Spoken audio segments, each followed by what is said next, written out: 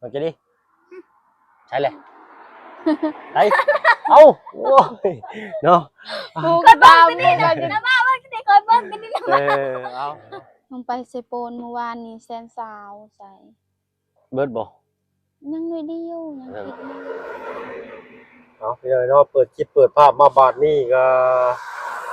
ลังท่าน้อยคอยทางหายไปบาดเก็บได้บาดนี่ฝนตกก็สิบ่เปียกสิบ่ได้ลาบัดเด้อเด้อพี่น้อยเนาะไผพากันมางออกบ่ล่ะหรือมันฮักมางเอาโอ้โดย พวกมันกินมันแล้วสาวเลย เนาะ ไปดีเด้อ เลยสบายดีพากันเห็นยังเด้มื้อนี้เนาะคือฮ้อนอบอ้าวแต่เป็นได้สวนผักเจ้าล่ะ มาดีถูกไปชวนพักไปบ่ สวนผักแม่บ่กินบ่ใกล้สิได้เวลาเลยเด้นี่นะโยสบายดีดอกใกล้สิได้เวลาเลยเด้นี่ไปหาซื้อเครื่องอยู่ของกินมาเตรียมท่าก็ได้บัดนี้ได้เนาะพ่อครัวข่อยก็ยังบ่ทันออกมาอยู่พี่น้อยเนาะใส่มาเลาะเบิ่งนานพักน้องเพิ่นจักหน่อยก่อนเนาะเอ้าขอดูเลย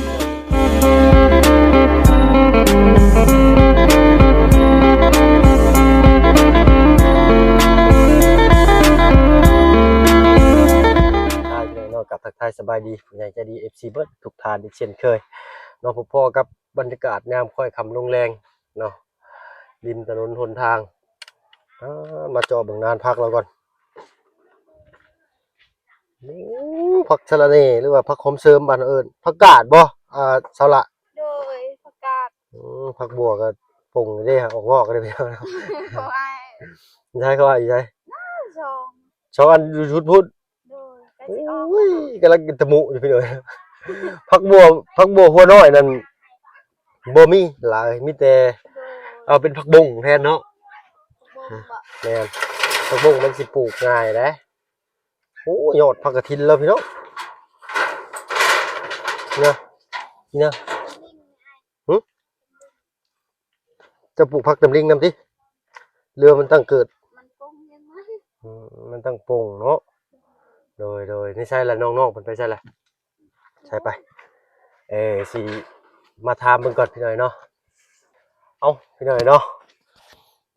อันเด้อติดมากระเบิดให้น้องมันก่อนเอาใครอยู่ทางกลางกับติดโลกก็ได้เนาะเอาเนาะขึ้นหน่อยค่อยทางเราขึ้นเก่ากับทักทายสบายดีอีกเทื่อหนึ่งเด้อพี่น้องเด้อเนาะมามื้อนี้ก็สิถามน้องเพิ่นก่อนเนาะจักสิซื้อมาแบบใดเอาแบบเก่าบ่เอาจะดิใช่เลยไอ้เอ้าโอ้ยเนาะ กูก็ตามนี่นะจินะบ้าว่าจะได้คอยเบิ่งกันนี่นะ เอาแบบได้เอาแบบเก่าเนาะ เดี๋ยวอันยังไงก็อันยังไงเดี๋ยว ไม่ได้เอากินแบบเก่าเอาน้องเนาะวันที่ถามน้องเพิ่นแบบได้ก็ได้เลยเนาะเอาแบบได้ก็ได้เนาะเขาจะเป็นอาหารใหญ่เนาะ ไปกินหมดอีกอย่าง ยังกินหมดเลย ชอบลาบะผมเห็นขี้ เอาคอย แร ว่าม โมเมนต์ขี้แล้วเบา โดยเอาบุ๊บเอา เบาดีๆเบาดีๆเบาดี คอยว่าคอยจ้าล่ะเนาะเขาเป็นผู้หญิงเนาะ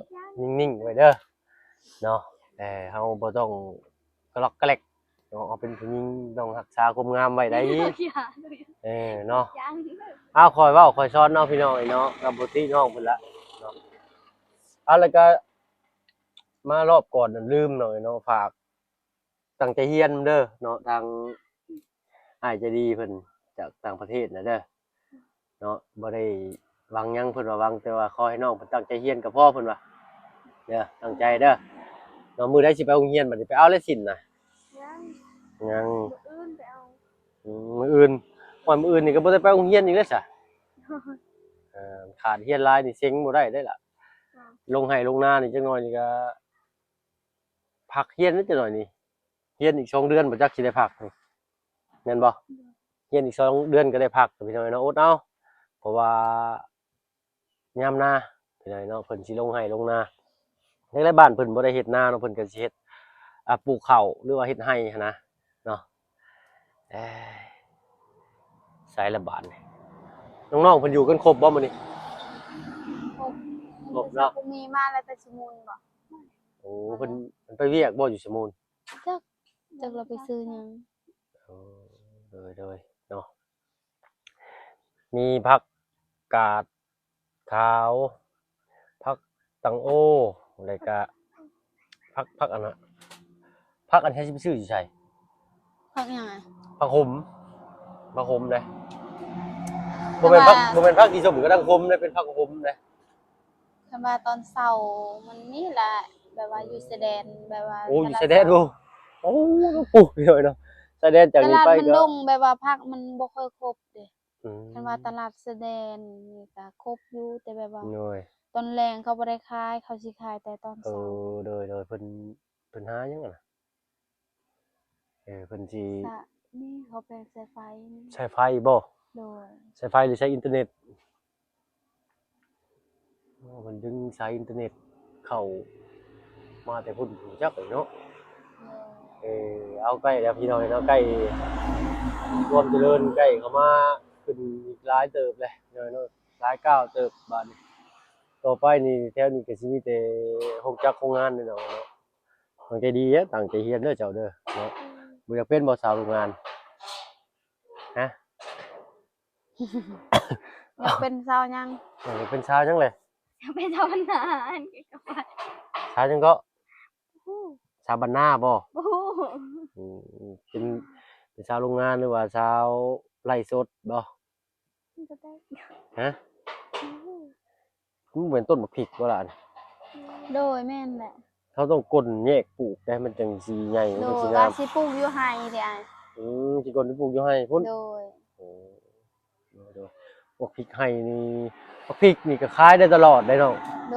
ย มะพริกนี่ก็ขายได้ตลอดถ้าเขาปลูกแล้วมันงามนะปลูก อยู่ หัว บ้า โพ น ด ส เนาะ กีก็เฮ็ดสวนมะเขือแล้ว เอ ก็ อ สวนยาสูบ เลยยังบ่เคยเห็นจักเทื่ออยู่ใกล้บ่สวนจากบ้านสกี บ่ได้ใกล้บ้านได้หลักหนึงแต่บ้านสกีจนฮอดสวน โอ้เป็น ขี่รถ เป็นสวนของเจ้าเองบ่หรือว่าขอปลูกดินเพิ่น ดินเขาขอปลูก โอ้ขอเฮ็ดให้เฮ็ดสวนพอได้ขายเล็กๆน้อยๆชื่อแฉลงใช้ง่ายเนาะ โดยปีกายนี่มันกว้างแต่ว่าปีนี้เฮ็ดน้อยเด้ ทีนี้เฮ็ดน้อย โดยบ่กว้างปานใดปีกายนี่กว้าง ยาสูบนี่ใบมันนี่เอามาตากขายนะหรือจังได ถ้าขายปีกายนี่ก็ได้ขายหลายปี ขายโลเท่าไหร่ไปใบยาสูบนี่ บ่มันเป็นมัดเด้มัด 10,000 ขาย หลายบ่บัดมัด10,000 6 ใบ 6ใบ โดย 5ใบ6ใบ10,000 โดย แม่นบ่น่ะแม่นบ่ โดยแต่ว่าแบบนี้แม่สิเอาไปสูบเองแบบนี้บ่ได้ขายดอก โอ้ต้องสูบจะสูบปลูกเอง โด เอ้ยถือกินมันพอจะง่ายเงิบอยู่ เนาะพอเฒ่าอยู่ข้างเฮือนพี่น้อยเนาะเราสูบยาปลุกอะนะยาเมาบ่คนอื่นน่ะ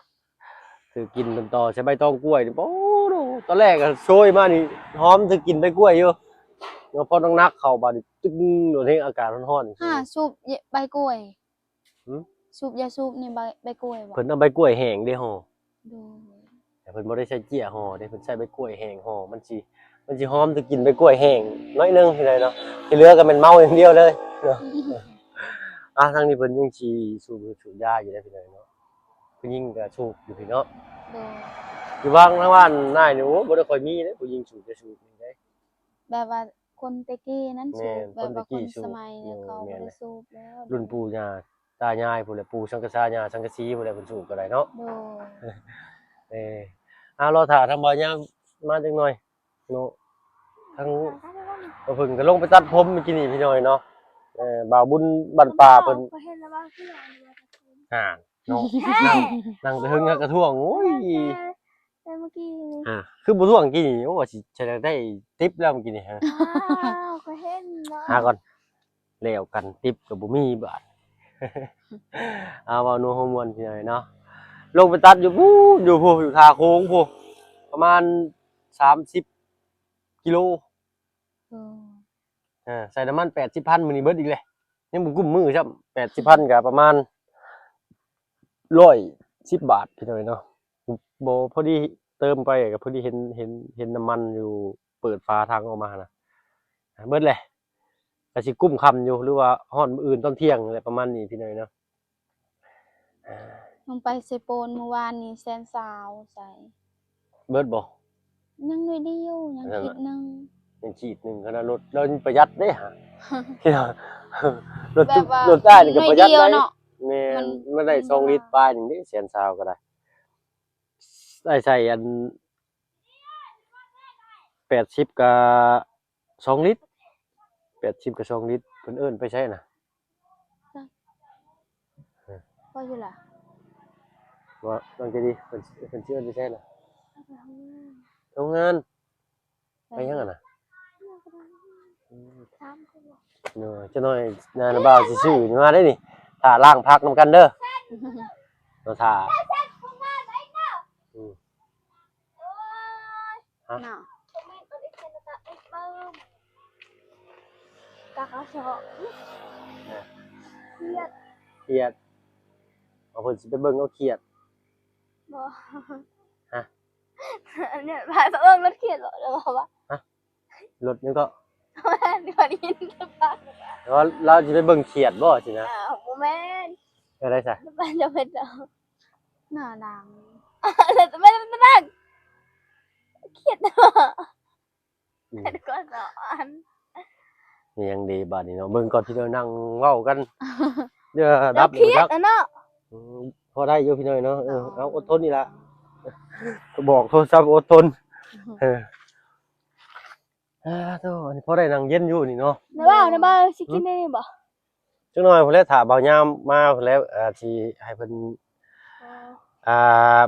บอกรายการมาเนาะว่าสิเอาหยังแหน่บอกรายการพักแล้วก็ซื้อพักนั่นพักนี่มา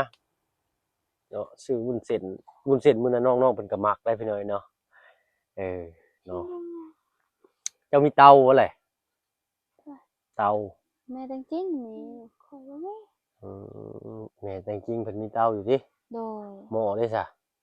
หมอให้เบีย ห หม ม้ อ อ เป็น ใหญ่หม้อใหญ่บ่ แม่น แม่จริงๆมีหม้อใหญ่สุ กู ด ไม่อะมาลากให้หมอทำนั่น หม้อมื้อนั้นนั่นเลยเนาะ เลยเอ้าเนาะจักสิเอาข้าง นี่ ได้มื้อ หมอทำงานเนาะ สิเด้อ มื้อนี้เอาข้างนี่เนาะมื้อนี้เนาะเอาข้างอันเฮือนน้องใจดีเนาะ โดย เอานี่พี่น้อยเนาะยันว่าทางน้องใจดีเพิ่นครอบครัวเพิ่นย่างไปย่างมาเนาะบัดนี้เอาทางนั้นย่างมาหาบัดนี้เนาะ โดย ความรักของครอบครัวจังสิได้เสมอกันเด้มื้อนั้นข้างนี้ไปพุ่นมื้อนี้ข้างนั้นมาพี่บัดนี้เนาะเอาเข้าท่าอยู่เด้อพี่น้อยเนาะใส่หมวนมาเด้อบ่ยาวน่ะยังเนาะ คือเพิ่นมานี่เพิ่นสิค่อยๆแลดเลี้ยวมานี่ดอกทางเบา บ่ ตูน ยาวกับบ่ตูนบ่ แม่นแต่ค่อยขึ้นมาเมื่อกี้นี่พร้อมกับเบายาวเพิ่นเอ้ยขอโทษขออภัยพี่น้อยพร้อมบ่แม่นบ่นี่ พร้อมทั้งเบาตูนเพิ่นพี่น้อยเนาะขี่มาไล่มาเรื่อย อ้าวหมู ๆโอ้โหหูดังคือสิพูดแค่หมู มัน เนี่ย มูกเนี่ย ก็เนาะ ก็แบบนั้น เอาหมูเมื่อกี้นี่ฮะ หมูแบบนั้นก็หมูแบบนั้นแหละหมูแบบใดหมูแบบหน้าตาจะบ่ ข่อยไปถือจังได๋คือมาคันนี่ละบาด ฮ้อนอบอ้าวพี่น้อยนะสำนี้เดียวค่อยคำลงแรงจักหน่อยก็เย็นจ้อยแล้วบัดเอาอีกจักหน่อยคือสิมืดเข้าคักแล้วบัดโทรศัพท์ข่อยก็ได้พี่น้อยเนาะเอาก็คือสิได้ให้ปะลุง FC เพิ่นได้รับชมทางช่องอื่นนำแน่เอาถ้าว่าเพิ่นก็สิเก็บภาพบรรยากาศเล็กน้อยเอายันโทรศัพท์บ่ไหวให้น้องๆเพิ่นล้างพักล้างหญ้าน้ำทั้งฝั่งนี่มีบ่น้ำน่ะ เพื่อนแม่จริงๆกันแล้วเนาะ แล้วแหละน้ำแดงๆบ่มันแดงบ่น้ำน่ะ น้ำปลาปลา อืม น้ ไปใช้ฝั่งนั้นเพิ่นจะเนาะไปกินฝั่งนั้นบ่หรือว่าไปล้างพักฝั่งนั้นแล้วก็มาเฮ็ดกินฝั่งนี้เนาะ ล่างเงินก็ได้ แม่นเพราะว่า ำนี่ก็น้ำแบบน้ำมันขุ่นบ่ แม่นน้ำมันขุ่น โดย ได้หรอ อยากแดงได้เพราะว่าน้ำอยู่เฮือนช่วยก็ คือการ แดง เนาะ แม่นเพราะว่าน้ำสายเดียวกันเนาะ โดย แดงไงนะ ใช้เบิ่งเปิดเบิ่งอยู่ใช้น้องจะดีเปิดเบิ่งอยู่ เปิดแม่สิดิมันบ่ได้แดงนาย บ่ได้แดงเนาะน้ำบ้านเจ้า แม่น น้ำบ้านจุ้อ้ายน่ะแดงเปิดจากกระถางไว้น่ะบ่แม่นเป็นแดงสีน้ำตาลคือโอนตินนี่เด้ บ่ปกติแบบนี้แหละ นี่ว่าใช่ มันต่างกันบ่ อืมได้อยู่เนาะหรือว่าล่างนี่บ่เอาล่างนี่ก็ได้หรือว่าล่างพุ่นก็ได้สุดแล้วแต่เอาแต่ซุน้องสะดวกสบายเด้อ โดย เอาแต่ทางอ้ายจะมาสิแลนไปซื้อให้อยู่บ้านดงเนาะจักสิซื้อไงยอดผักกฐินนั่นกินกับหอยนางรมน่ะแซ่บแท้ๆเด้อ หอยนางรมแบบไหน ฮะ แบบไหนหอยนางรม อ๊บป๊อตู้สังกะสีหมุนเบิดนี่เนาะเตะแห้งแท้เจ้าบ่เคยเห็นบ่หอยนางรมหอยนางรมที่เพิ่นแกะใส่กล่องขายเด้บ่มีบ่ฮะ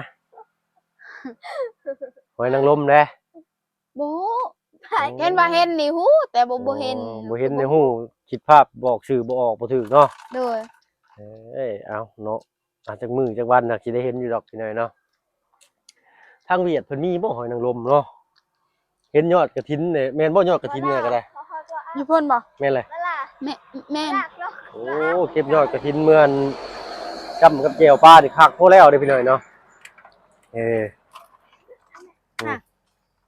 แล้วเหรอรัง เอาน้องก็มีเพิ่นอยู่เพื่อนบ่เนาะ ลูก ฮะพอดีแล้วจะหน่อยทีมงานค่ำๆจะหน่อยทีมงานก็มารวมกันพอดีเลยแบบนี้เนาะ น้อย ฮะ น้อยเดี๋ยวจะน้อยยางน้อยก็อ้อยยาง หอยหยังหอยหยัง หอยยางจังหวะแล้วเนาะเนาะเพิ่นจะว่าหอยยางมาใช้บาทนี่เออกันว่าเห็นภาพหรือว่าเห็นรูปลักษณะนี่น่าจะฮู้หอยยางได้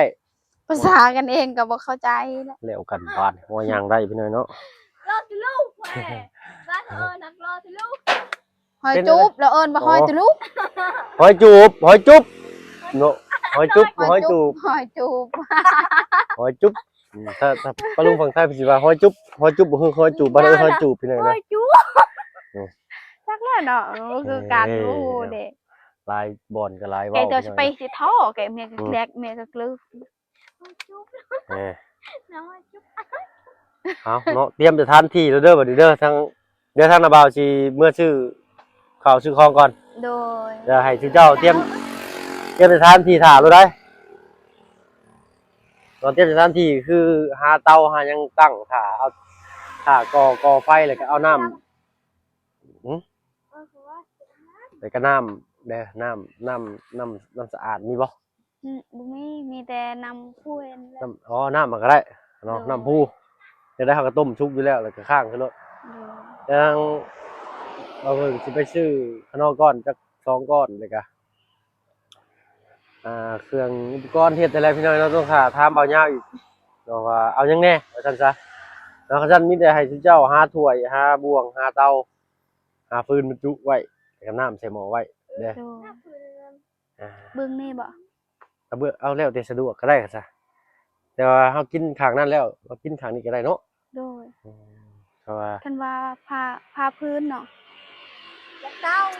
ใส่เตาต้องผ้าพื้นให้มันน้อยๆเนาะ บ่ผ้าก็ได้เอาเคียงก็ได้เคียงคือเก่าจังดังง่ายเนาะ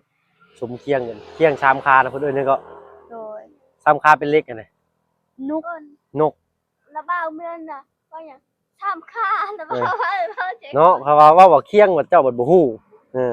ระบ้าว่าทำ ก็เลยมีชามคาแล้วเนาะ ก็อยู่ห้องระบ้าทำค่า ก็ชามคาเราจึงฮู้ว่าเคียงเราบ่ฮู้เด้ ไปอยู่ เนาะ อ้าวลูกนาเที่ยงนะซ้ำค่ะ เอาพี่น้อยนะถ้าว่าเพิ่นก็สิได้ขอตัวลำลาไปหาซื้อวัตถุดิบหรือว่าอุปกรณ์ทำอยู่ทำกินมาก่อนพี่น้อยเนาะเอาภาพตัดไปเมื่อกี้นี้เนาะขอโทษขออภัยหลายๆพี่น้อยเนาะเนาะคลิปหนึงต้องนอกจัก2เทื่อจังสิรอดพี่น้อยเนาะอากาศเย็นด้วยนี่ขะซั่นทางน้าบ่าวไปก่อนเด้อ โดย เอาไปซื้ออุปกรณ์มาเฮ็ดเครื่องอยู่เครื่องกินกันเด้อบัดนี้เด้อเนาะไปเนาะสบายดีจะให้น้องเตรียมท่าเด้อเอานี่ก็ได้เด้อเนาะ ช่องตะยะอินซิเมีย เด้นางเอกเข้ามาแล้ว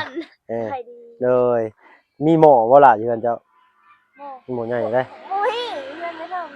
เนาะ หม้อใหญ่นี่ยา นั่นน่ะมองนั่นน่ะ เนี่ยนะ ใหญ่กว่านั้นอีกบ่ บ่เอาเท่านั้นก็ได้เออ อะไรเหี่ยพูดอะไร เฮ้ย มันดีแล้ว เอาสำมือนั่นพอเอาสำมือนั่นพอเด้อ นั่นเอาทำนี่กันละ ก็บ่ได้ใหญ่ปานใดหม้อจริงๆตอนนั้นน่ะ มันใหญ่โพดเอาสำมือนั่นเห็นไหมขนาดมือฉันนั่นก็เห็นไหม เลยเอาซ้ำตัวเก่าหั่นแหละเนาะใหญ่โพดนะฮะเอาซ้ำตัวเก่าแหละหมอน้องก็มีก็ได้เด้โอเค เจ้าและคนนี้เนาะ ไปก่อนนายไปหาวัตถุดิบมาให้ก่อนเราถ้าไปพี่น้องเนาะพอกันคลิปหน้าคลิปนี้ไปแล้วสบายดี